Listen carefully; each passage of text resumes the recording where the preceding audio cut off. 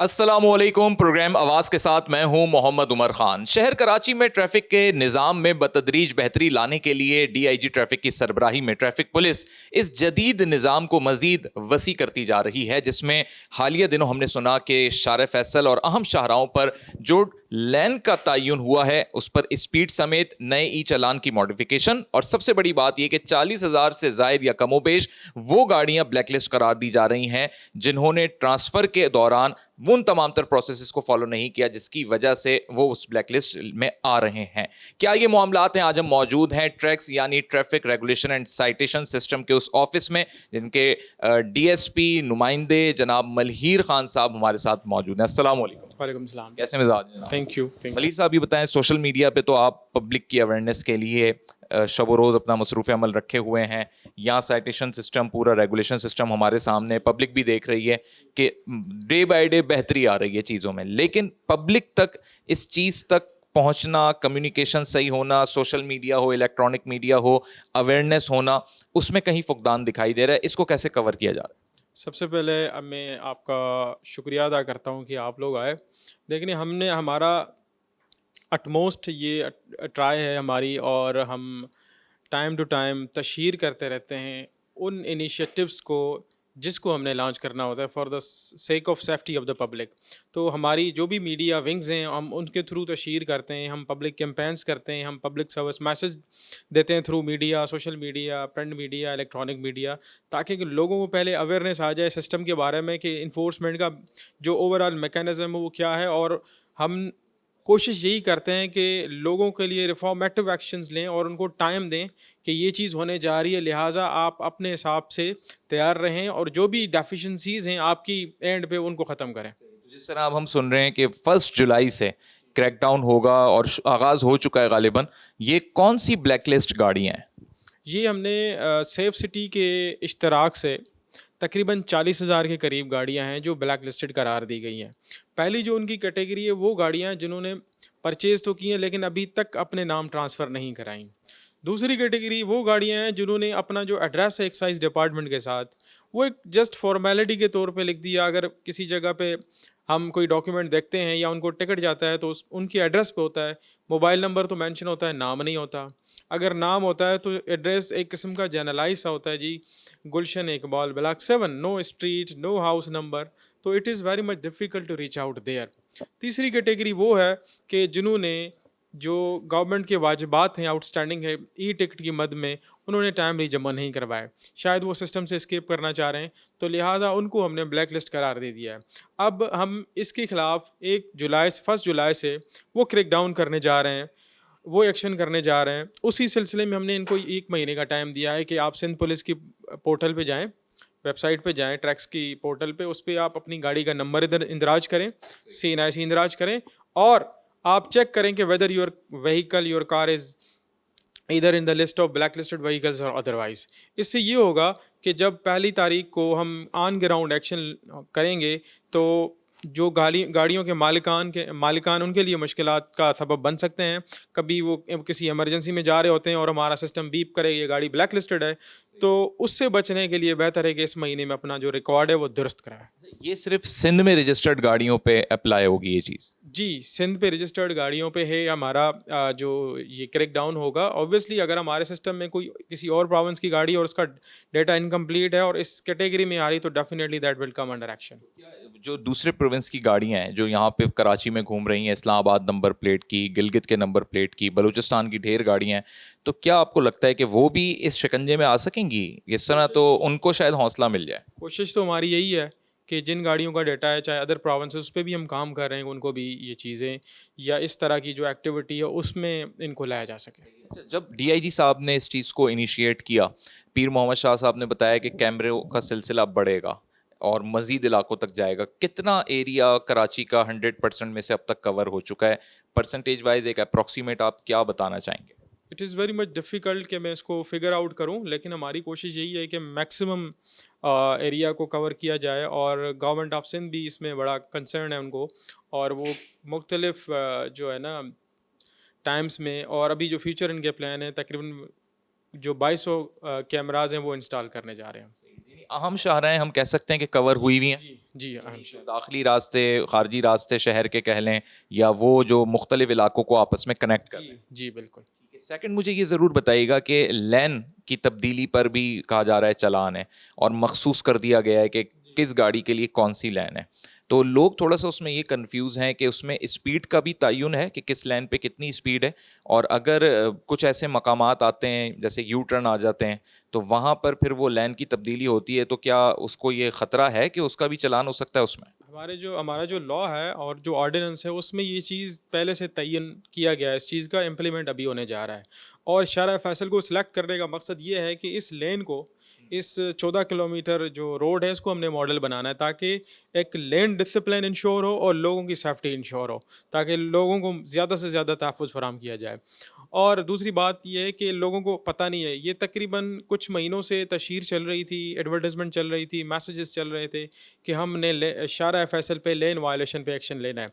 अब मैं आपको बताता हूँ, जो हमारी जो फास्ट ट्रैक है ना, जो या आप कह लें बिल्कुल extreme right, that is dedicated for cars और डबल कैबिन साइड जीप गाड़ी इस तरह की। बीच वाली हमारी जो गाड़ियाँ हैं वो कमर्शियल एलटीवी, एचटीवी और मोटर बाइक्स। अब मैं आपको यहाँ पे बता रहा हूँ, ये फॉर एग्जांपल शारा फैसल है, ठीक है। अब ये हमारा जो ना ये राइट साइड बन रहा है, अब ये गाड़ियाँ सही जा रही हैं, अपनी जो लेन मुकर्रर हद है उसमें सही जा रही हैं। अब ये बाइक वाला जो ये बीच में जा रहा है इसको टिकट जाएगा, ये रिक्शे वाला बीच में जा रहा है इसको टिकट जाएगा।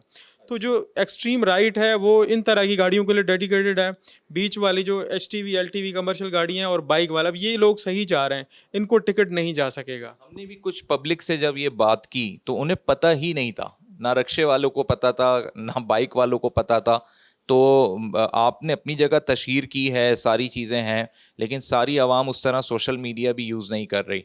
तो डोंट यू थिंक कि इन अहम शाहराहों पे बैनर्स आवेज़ा हों, या आपके कांस्टेबल हजरात उन्हें एटलीस्ट रोक के बताएं या वार्न तो करें फर्स्ट टाइम?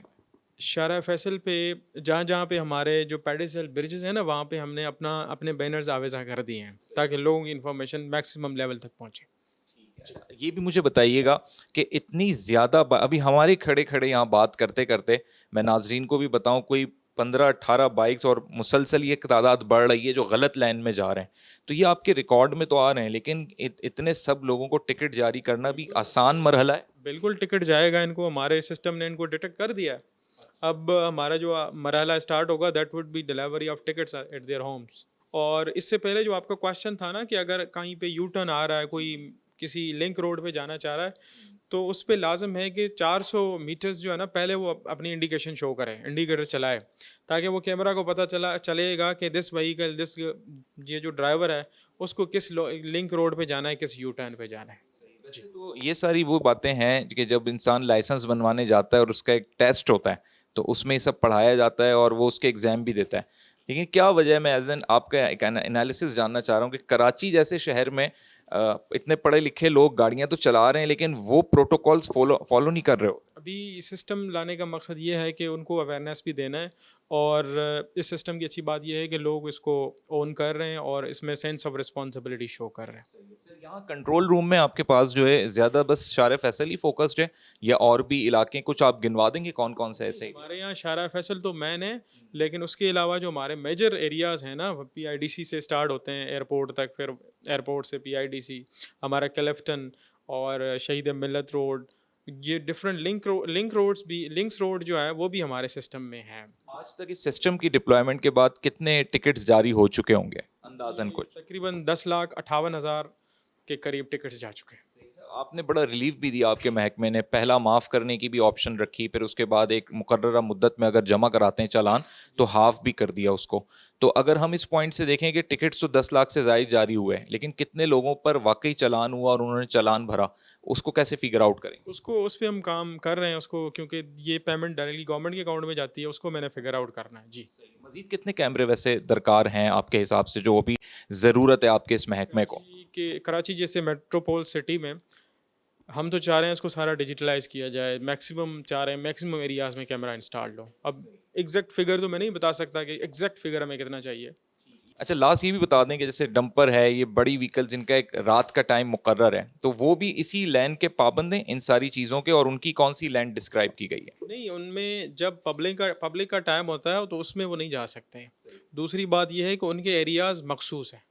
अगर वो हाँ इन एरिया में जाता है तो उनको लिमिट स्पीड अपने हिसाब से करनी है, जो ट्रैफिक पुलिस ने उनको बता दी है। लैन उनकी कौन सी हो? बिल्कुल आखिरी आखिरी जो लाइन है जी। बहुत शुक्रिया मल्हीर साहब। हम ये चाहते हैं कि किसी स्पॉट पे आपके साथ जो आपकी कार्रवाइयाँ होती हैं या आपकी जो डेली रूटीन की एक्शंस हैं, वो भी आज हम नाजरीन को दिखा सकें और कुछ लोगों से भी जान सकें, ताकि ये बात भी क्लियर हो सके कि क्या वाकई लोग अवेयर होने के बावजूद फॉलो नहीं कर रहे कवानीन को, जो कि एक अच्छी बात नहीं है पब्लिक की जानिब से इस तरीके काम करते हैं। बिल्कुल, आप जहाँ पे चलेंगे करेंगे। नाज़रीन, एक ब्रेक की जानिब जाते हैं। ब्रेक के बाद हम ऑन रोड मल्हीर साहब के साथ मौजूद होंगे और डीएसपी साहब की जो डेली रूटीन एक्टिविटीज़ हैं वो भी हम कवर करेंगे। हाजिर होते हैं एक ब्रेक के बाद। वेलकम बैक नाजरीन। कराची का इलाका है तीन तलवार, जहां पर हम डीएसपी मल्हीर साहब के साथ यहां पे मौजूद हैं और ट्रैफिक फ्लो यूनिट के नाम से जो ये नई फोर्स कायम की गई है, डिप्लॉय की गई है, यकीनी तौर पे इसका आगाज़ अभी कुछ अरसा पहले ही हुआ है, बहुत कम अयाम हुए हैं, लेकिन इसका एक इम्पैक्ट जो कि कराची के ट्रैफिक पे बहुत ही पॉजिटिवली क्रिएट होगा, उसमें कुछ वक्त ज़रूर लगेगा। मल्हीर साहब से मज़ीद इसी पे बात कर लेते हैं। सर, कितनी इस यूनिट की तादाद या इस्तेदाद होगी और तकरीबन पूरी कराची में डिप्लॉय? हाँ बिल्कुल, thank you so much Umar, आपने वक्त दिया। देखिए, हमने कराची की तकरीबन 37 जो मोस्ट ट्रैफिक कंजेशन पॉइंट्स हैं उनको आइडेंटिफाई किया है, और हमने वो पी कार्ड्स आइडेंटिफाई किए हैं जहाँ पे ट्रैफिक फ़्लो मुतासर होता है। हमने अपने जो ओवरऑल कराची हमारे जितने भी 7 डिस्ट्रिक्ट्स हैं ट्रैफिक के, उनमें से यंग और एनर्जेटिक कांस्टेबल्स लिए हैं, उनको ट्रेंड किया है, उनको इक्विप किया है प्रॉपर तरीके से, उनको गैजेट दिया है, उनको वॉकी टॉकीज़ दिए हैं, उनको प्रॉपर वेपन दिया है, और जो भी एसेसरीज़ रिक्वायर्ड हैं for digital enforcement of the traffic उनको दे के और उनको ट्रेनिंग करा के उनको रवाना किया है। मिसाल के तौर पे आपको मैं बताऊं कि ये उन इलाकों में काम करेंगे जहां पर ट्रैफिक फ़्लो मुतासर होता है, वो ट्रैफिक फ़्लो किलर्स आइडेंटिफाई करेंगे और अपने ई गैजेट्स के थ्रू उनको आइडेंटिफाई करके उन पे एक्शन करेंगे। अब ये मैं बता रहा हूँ, आपके यहाँ आपको रोड नज़र आ रहा है ना, यहाँ पे देखेंगे नो पार्किंग का बोर्ड लगा हुआ है। वहाँ पे अगर गाड़ी खड़ी है तो वो काफ़ी टाइम से गाड़ी खड़ी, अपनी गैजेट निकालेंगे और उसकी तस्वीर बना के, हमारे जो ट्रैक्स का पूरा निज़ाम है वो उसके साथ इंटीग्रेटेड है, फिर वो तस्वीर बना के ऐप्स के थ्रू इंटीग्रेटेड सिस्टम हमारे कंट्रोल में जाएगा, और दूसरे तीसरे दिन उस बंदे को टिकट जाएगा जिसने गलत पार्क की, जिसकी वजह से ना सिर्फ उसको जुर्माना पे करना पड़ेगा, बल्कि ये जो दूसरी जो फ़्लो है उसको भी वो मुतासर करता है। जी, कुछ लोगों में हमने देखा है, सोशल मीडिया की वायरल वीडियोस का मैं हवाला दे रहा हूँ, पूरे पाकिस्तान में जब भी कोई कांस्टेबल या कानून नाफिज करने वाला फ़र्द, बेशक वर्दी में हो, वो ऐसा कोई इकदाम कर रहा होता है कि वो एविडेंस इकट्ठे कर रहा है, तो पब्लिक बहस करने लगती है, जिरा करने लगती है, आर्ग्यू करने लगती है।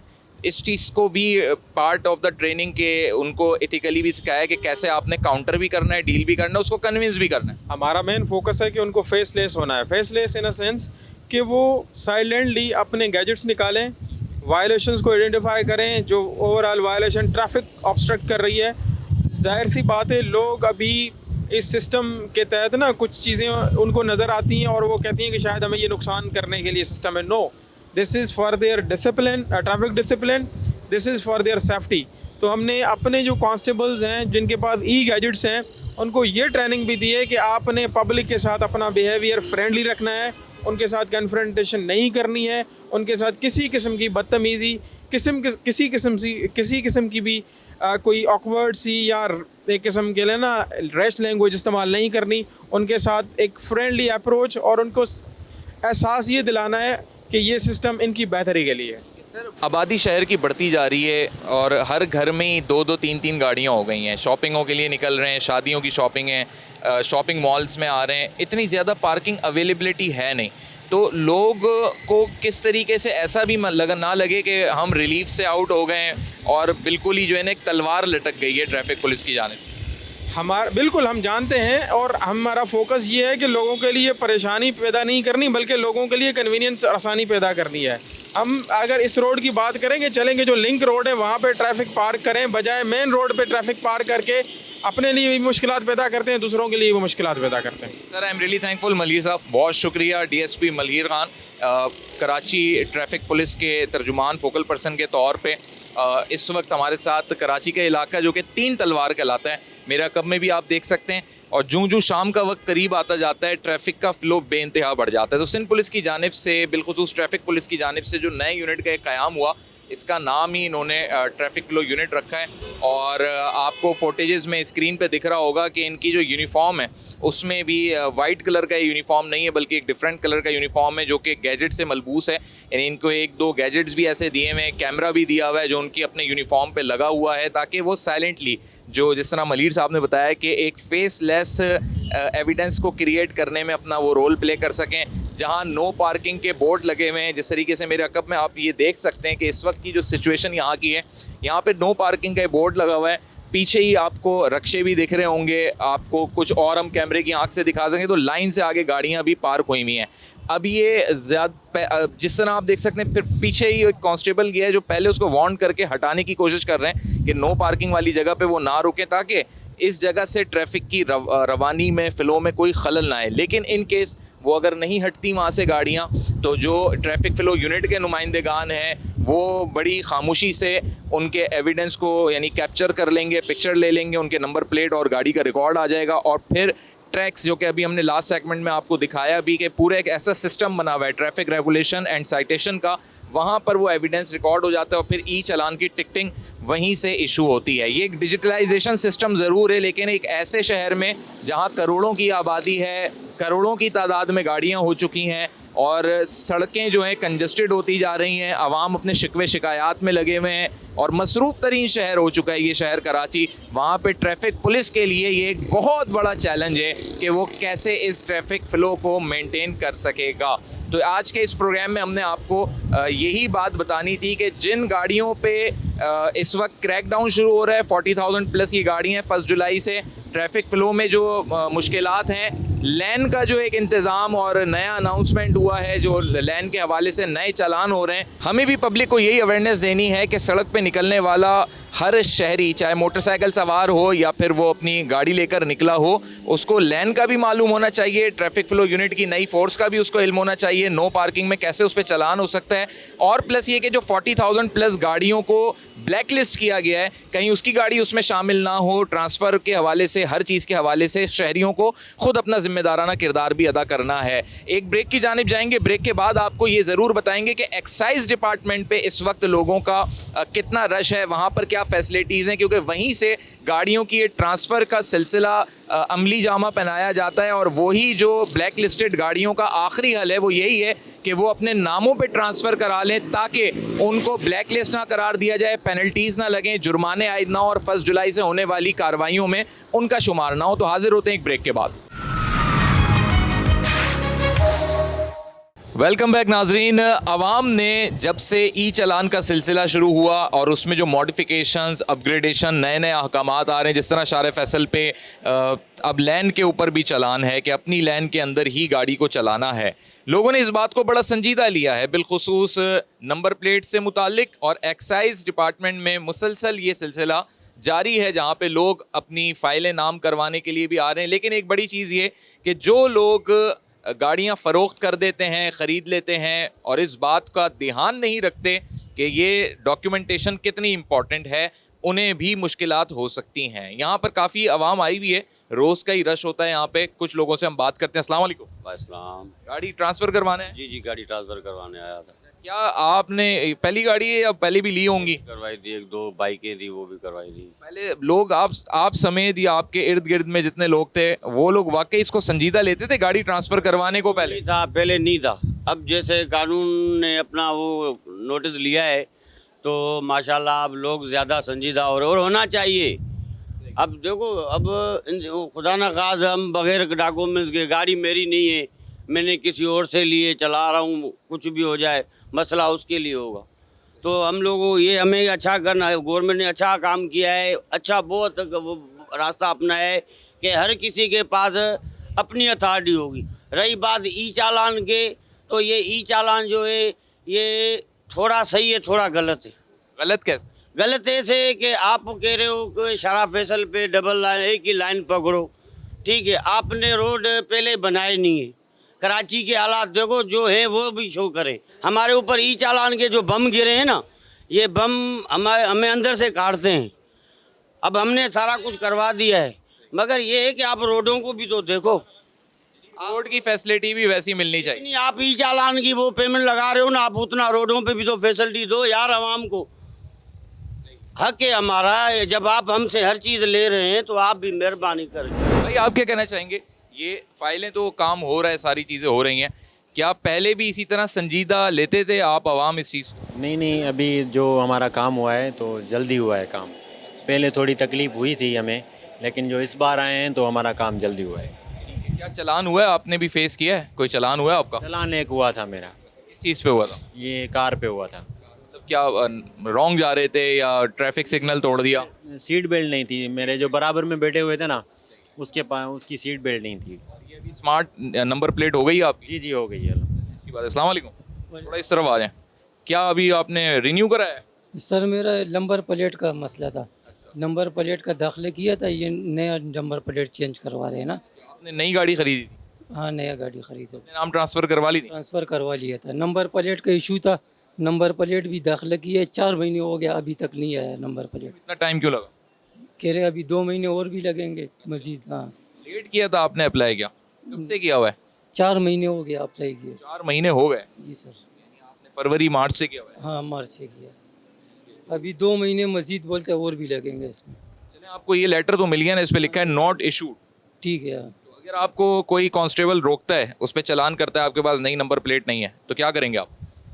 तो ये बताऊंगा, साहब ने बोला ये बता। मानते हैं वो कांस्टेबल, ट्रैफिक पुलिस मानती है इसको? हाँ, ये तो मानता है, क्यों नहीं मानते, ज़ाहिर बात है मानेगा। चलें, अगर किसी की यानी ताख़ीर भी हो रही है नंबर प्लेट्स मिलने में, तो उनको ये लेटर इशू किया जा रहा है जिसमें वो मेंशन कर देते हैं कि जी ये नॉट इशू है। अच्छा ये बताएं कि आवाम का रश तो जब से ई चालान वाला सिलसिला शुरू हुआ है, चाहे लाइसेंस ब्रांच हो, चाहे एक्साइज की जितनी ब्रांचेज हैं, और वो आपका हसन स्क्वायर पे मेन, बेहद बढ़ गया है। तो आप लोगों के लिए इतना आसान है पब्लिक के इस हुजूम को डील करना, या पहले से तो बहुत फ़र्क महसूस हो रहा होगा आपको अपने वर्कलोड में? बहुत टफ है। अभी आफ्टर ईद तो बेसिकली सेलर बाय रिमूव किया था ना, ईद से पहले तक, तब रश था, मैनेज कर रहे थे, पर लेट आवर्स में बैठ रहे थे, तो बस सारी टीम मिलके काम कर रही थी। अभी जो है वर्कलोड कम हुआ थोड़ा, बेसिकली दोबारा सेलर एंड बायर दोनों बायोमेट्रिक आ गए ना, स्टार्ट हो गए। जी, पहले फ़ीस भी कम की हुई थी, तो ये है, बस मैनेज किया, टफ पीरियड था, गुजारा 1.5-2 महीने। आवाम के लिए बता दें कि एक सेलर है, उसको क्या फ़ीस पे करनी है, ख़रीदार को क्या पे करनी है? सेलर ने फ़ीस पे नहीं करनी होती, बेसिकली बायर ने जो परचेज़ कर रहा है बाइक, उसने फ़ीस पे करनी होती है। बाइक की फ़ीस है 3200, 3200 रुपये। जी, उसके नाम हो जाएगी? जी उसके नाम है।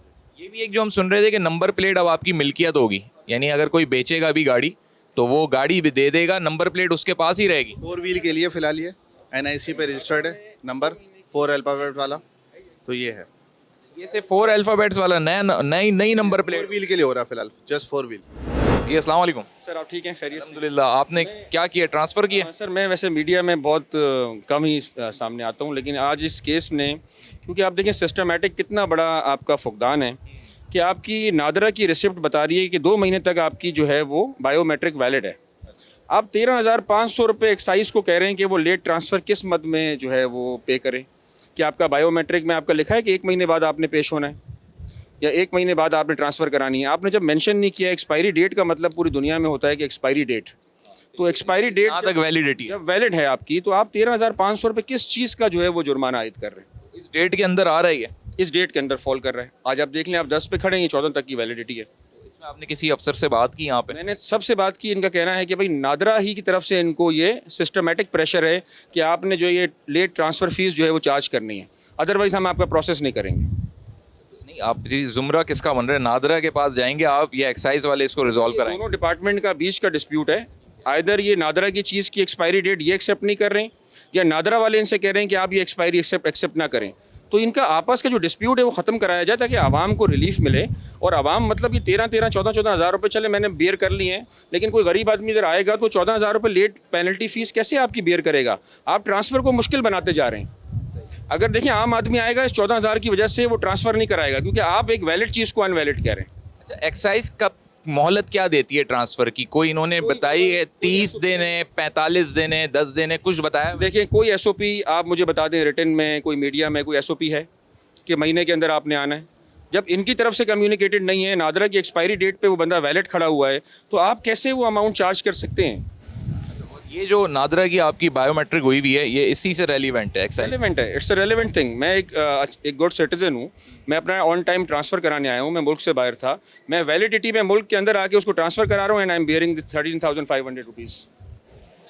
ये एक वैसे इस पे मैं समझता हूँ कि जो एक्साइज डिपार्टमेंट के आला हुकाम है वो इस चीज़ को, क्योंकि ये एक टेक्निकल फॉल्ट भी लग रहा है और थोड़ा सा ये पॉलिसी का फुकदान लग रहा है कि एक इदारा नादरा है, एक एक्साइज डिपार्टमेंट है, और यहाँ पे लेकिन घूम के बाद आपकी तरफ भी आ रही है कि फौरी तौर पे अगर हो जाता ट्रांसफ़र तो शायद इस मुश्किल से आप भी बच जाते। अस्सलाम वालेकुम। अस्सलाम वालेकुम। थोड़ा सा आगे आ जाएंगे सर। सर आपने की भी करा ली ट्रांसफ़र कुछ? मैंने कोई ट्रांसफ़र के लिए नहीं आया था, I just came for the number plate जो आजकल है उसके लिए है। यहाँ तो मुझे प्रॉब्लम नहीं हुई है, लेकिन the biggest problem is this कि आप जब यहाँ पे सारी कार्रवाई कर रहे हैं तो नंबर प्लेट भी यहीं पे इशू करें, बजाय इसके कि आप बोलें कि सिविक सेंटर से जाके कलेक्ट करें। सिविक सेंटर पे ना पार्किंग का मसला है, वहाँ पे सीनियर सिटीज़न का वो नहीं है, वहाँ पे किसी किस्म का इंतज़ाम नहीं है, वहाँ पे वो रिश्वत चलती है। वो एजेंट है, बोल रहे हैं वो लाएँ जी हमें टोकन दें, हम आपको नंबर प्लेट ला के दे दें। This is ridiculous. जब यहाँ पे सारा काम अच्छा हो रहा है तो एक और अच्छा काम कर दें, 4-5 महीने बाद आप लोग नंबर प्लेट दे रहे हैं तो नंबर प्लेट यहीं पे दें, या यहाँ पे नहीं दे सकते तो इन्फॉर्म कर दें जी ये इस जगह से जाके आप कलेक्ट कर लें। अब एक डिफेंस आपने अप्लाई इधर ही किया?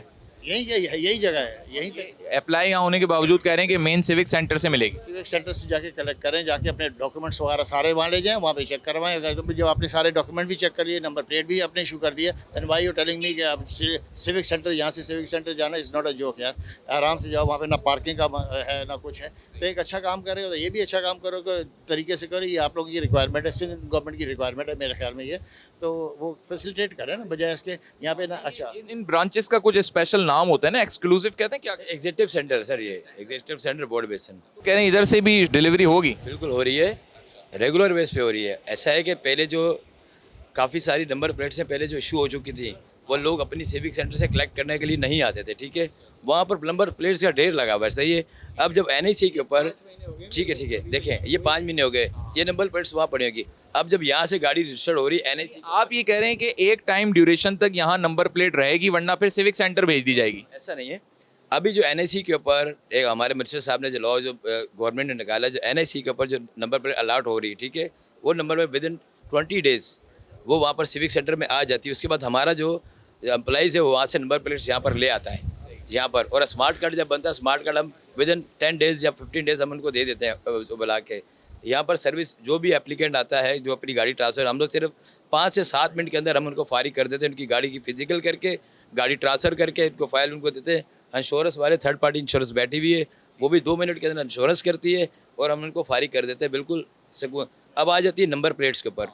नंबर प्लेट्स के लिए क्या होता है कि जो नए नंबर अलॉट हो रहे हैं, ठीक है, वो वहाँ पर देखते हैं कि ये एग्जीक्यूटिव सेंटर के नंबर प्लेट्स हैं, तो उनको सारे सॉर्ट आउट करना पड़ता है ना सर। कुछ सिविक सेंटर हेड ऑफिस के होते हैं, उनको भी सॉर्ट आउट करते हैं, फिर वो रोज़ाना डेली बेस पर यहाँ पर नए नंबर भेजे जा रहे हैं। हमारा लड़का शाम को लेके आता है उसको, फिर हम लोग क्या करते हैं कि शेल्फ पे नीचे लगा रहे हैं, तो जिनकी आ रही हैं डेली बेस पे नंबर प्लेट्स आ रही हैं, लेकिन टन बाई टन आ रही हैं, क्योंकि आपको मालूम है डेली कितनी गाड़ी रजिस्टर हो रही है, कितनी गाड़ी ट्रांसफ़र हो रही है।